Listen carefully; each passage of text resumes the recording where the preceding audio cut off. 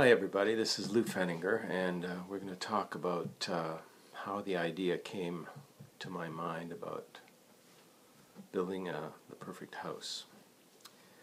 So the idea is to build a house so not airtight, so well insulated that it will not require heating that a conventional house needs.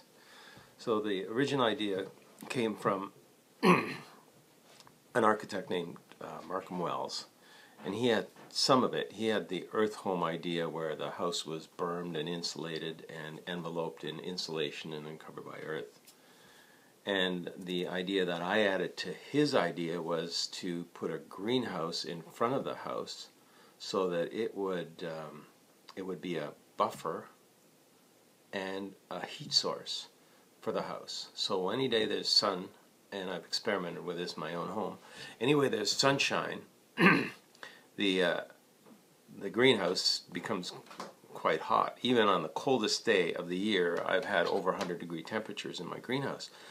So, you know, that temperature could be brought into the house and it could be stored in mass. So mass meaning concrete, rocks, anything that's, you know, that's a heat sink. So any rock, concrete, masonry, ceramic, anything like that could store heat. And so that's the concept. And as I was forging ahead with that project, I had a 6-home subdivision that I was planning, and it was the architect's friend of mine drew it up, and we had everything in line. We had a hydrogeological study done on the land. We had everything surveyed, and elevations and the roadways. We had gone through it with the local planners, who was a woman named Catherine McInnes at the time in East Gwillimbury, who was very excited about the whole project. And the local mayor was excited about the whole project, Mr. Featherstone Haw. And then there was an election, and all this process takes years. And then there was an election, and a farmer was voted in. I won't mention his name, but he was voted in, and he was against the project for no other reason than it would be bermed or underground. And it was really not underground, it's on the ground and then covered with earth. Much like what they're trying to do now, they're building these green roofs, which, anyway, is kind of a compromise. But, then it went to, I had a challenge convincing the mayor. But shortly after that, I was still going through the process when Bob Ray was voted in the provincial legislature, and he froze everything completely with anywhere near the Oak Ridges Moraine. We were about a mile from the Oak Ridges Moraine, but that kind of squashed my project completely.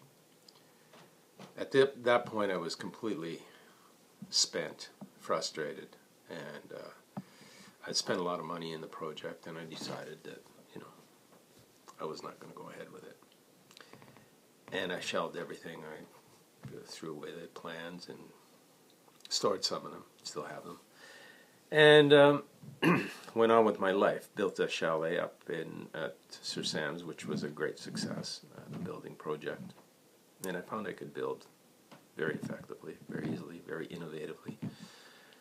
And that's how it got started. So then I 25 years later, I finished my business ArtSource, and I was tired of it, and I was ready to get out of it. A fellow came up and asked me if I wanted to join him in a solar venture, and I said, sure, I'd love to. I've always been interested in solar, and in building technologies is what I read and what I do, and every year I usually have a building project, and so on I went. We started Lim Energy, and at the time we, Alex had the technical expertise, the computer expertise, and we learned the solar business kind of together. I was the sales and the business part of it, and he was the technical part of it. And we built that business, and as I got into it and started calling on customers and making sales, my solar house, solar lifestyle home was, I need to build it. You know, I decided I need to build this. I went through the preliminary process with a golf course, and they wanted to build it on the inside of the hill, but we found out that it would take 5 years just to get possible approvals. So I decided I wasn't interested in that. So I have property up here, and I've been looking for property. I have property up here in Haliburton, and I decided this would be a perfect venue. It's close to the lake. It's right on the ski hill. It's a great spot. Lots of people will see it.